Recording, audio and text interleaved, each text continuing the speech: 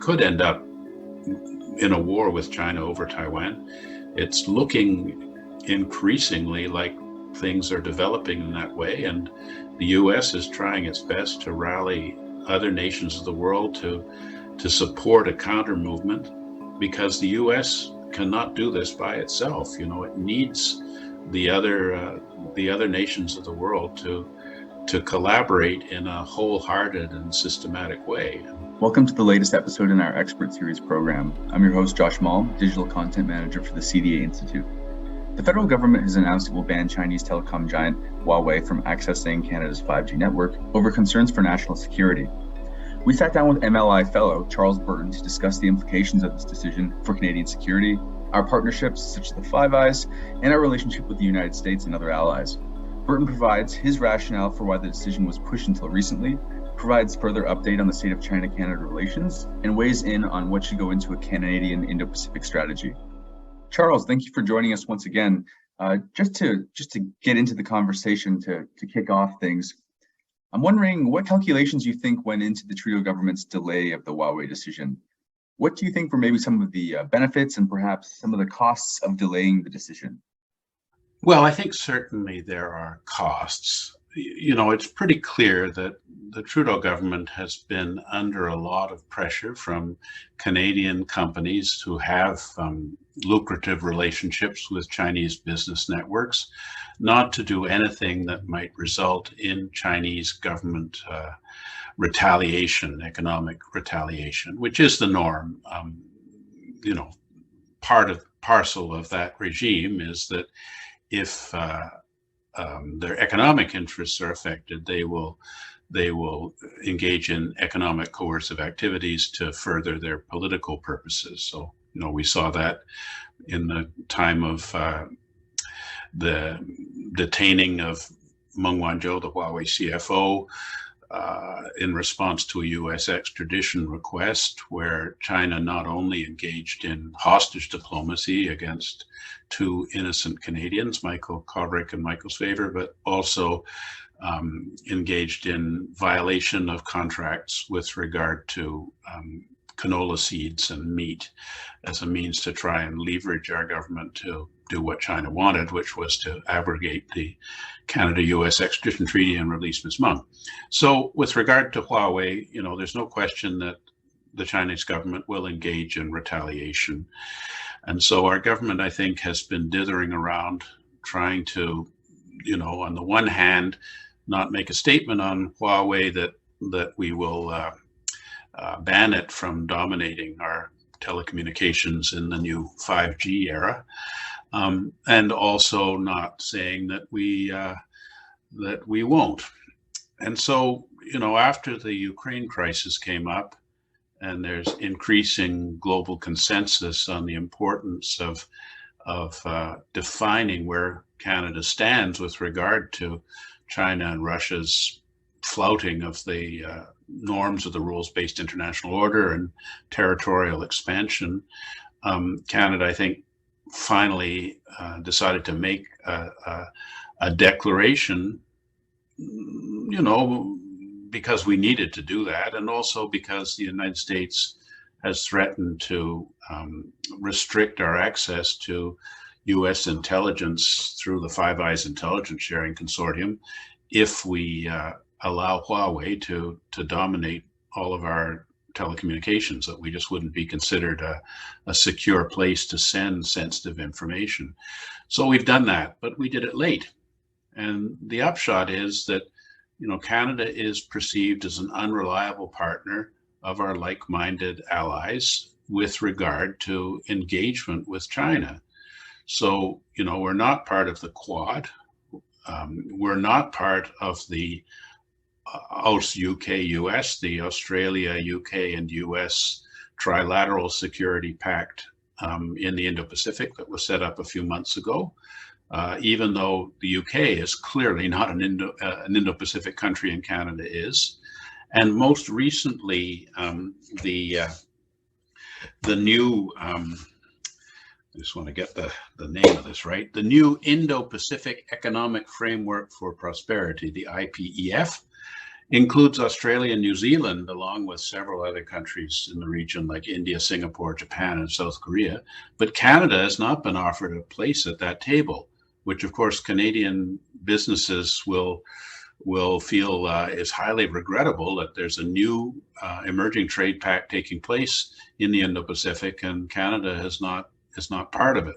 So, the decision coming late is definitely a sign that our allies need assurance that Canada is at least there.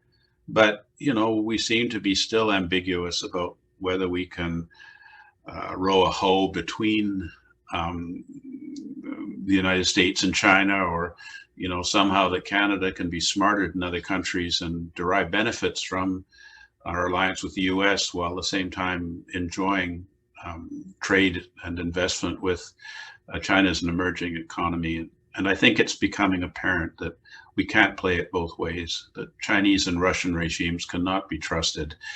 Huawei is too integrated into the Chinese regime to be a viable option for Canadian telecommunications, because the risk to our security of having the 5G in terms of infrastructure, not providing knowledge of infrastructure to foreign powers, or facilitating the ability of China and Russia to download databases of interest to them. It's just too great. So we've made the decision. It's not too little too late, but it certainly could have been a lot earlier. I would have preferred if Canada had taken the lead in banning Huawei, but we're way in the back of the pack there. What are the implications of the ban for national security and diplomacy? How has China responded, and can we expect any repercussions or backlash? And does this decision pose further risk to Canadian businesses or individuals in China? Oh, I think that, yes. I mean, the Chinese regime will retaliate. There's a loss of face here because the Chinese regime suggests that it's somehow business discrimination for a company that's highly competitive and producing cutting edge technology. In fact, the reason that Huawei is competitive and undercuts its Scandinavian competitors, Ericsson and Nokia, by about 30% is because of Chinese regime subsidy for Huawei. And Huawei's equipment is actually, there are a lot of questions about the security arrangements and that equipment and the extent to which they're keeping up with, the latest technologies in their installations. But anyway, clearly the risk to national security of having a Huawei equipment installed when China has a security law that requires all Chinese citizens to respond positively to requests from security agencies in China, is just too great. But the retaliation will be there, and we don't know what the form of the retaliation would be.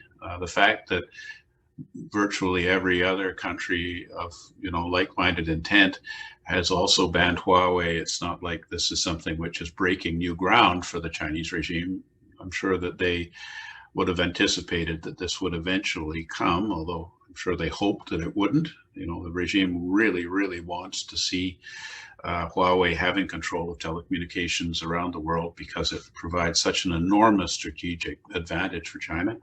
But the possibilities are many. There could be highly enhanced cyber espionage interfering with our privacy of our data, or interfering with the operations of government and other agencies. We've seen Chinese cyber espionage essentially closing down the Treasury Board and Ministry of Finance in Canada 10 years ago for quite a long time, and more recently Chinese cyber espionage on the National Research Council's aerospace program, and many, many, many, many other examples. So, cyber espionage is something they have done, and they might want to do it much more blatantly.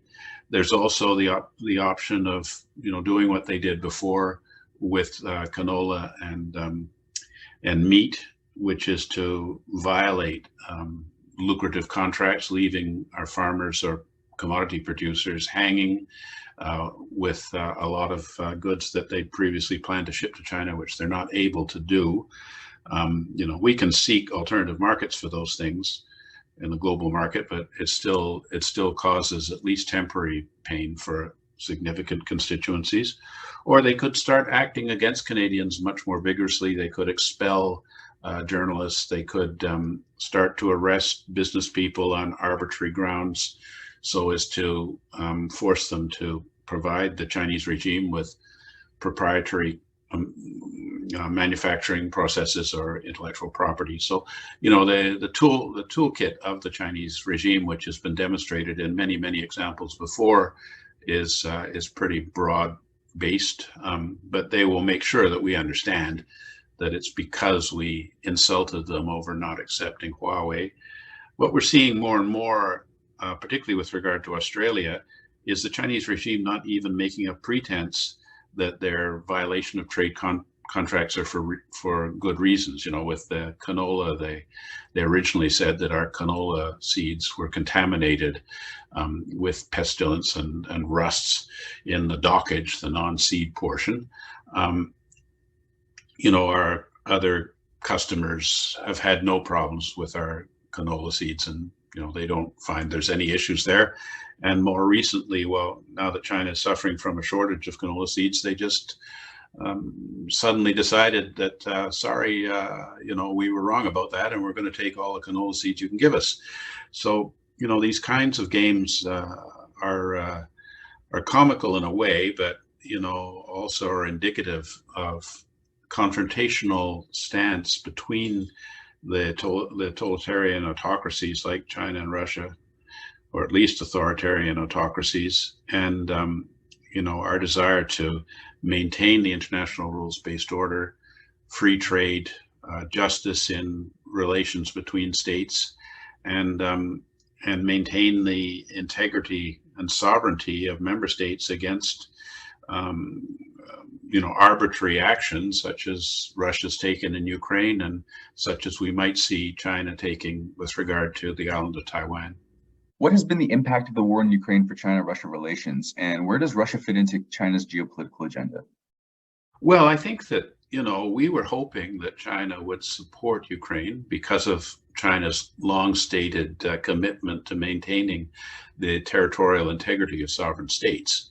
But China has, while they've claimed, towards us, the West, that they're neutral in this conflict, if you watch the Chinese news on the TV every night, which I do, they simply repeat the government propaganda about how this is really not about Russia and Ukraine, but it's about a conflict between Russia and NATO, and that the only reason that Ukraine is resisting, what one might define as liberation by Russian forces is because of the NATO provided weaponry and NATO intelligence that tells the Ukrainians where to point the stuff and aim at the Russian things, and that Russia's behavior has been exemplary and they're only targeting military targets. And there's no mention of, the suffering of the people, the refugee issue, the mass destruction, rape, and torture. This doesn't appear in the Chinese news.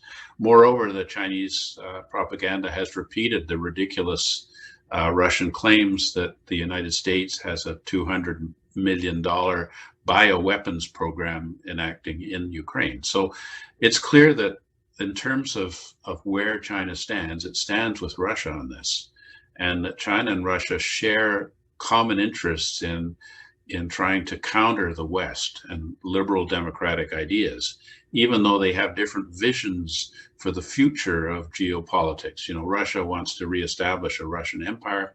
China wants to remake the entire globe into the community of the common destiny of mankind by debasing the WTO and UN's principles and establishing a China-dominated world through its politics and the Belt and Road Initiative infrastructure program, where all the belts and roads end up in Beijing, to reestablish a global order under Chinese hegemony. I mean, both of these ambitions are, not realistic in implementation, as we've seen the Ukraine crisis. The Russians' assumption that the Ukrainians would welcome the Russians into their country has proven extremely wrong. And I think China's feeling that they're able to bring the third world away from its commitments to international institutions led by the liberal West is also not likely to come about. But when you have these megalomaniac dictators who are surrounded by sycophants who read more interpretations of the ancient history of their nations than look at the reality on the ground objectively, then it can become quite dangerous. We could end up in a war with China over Taiwan.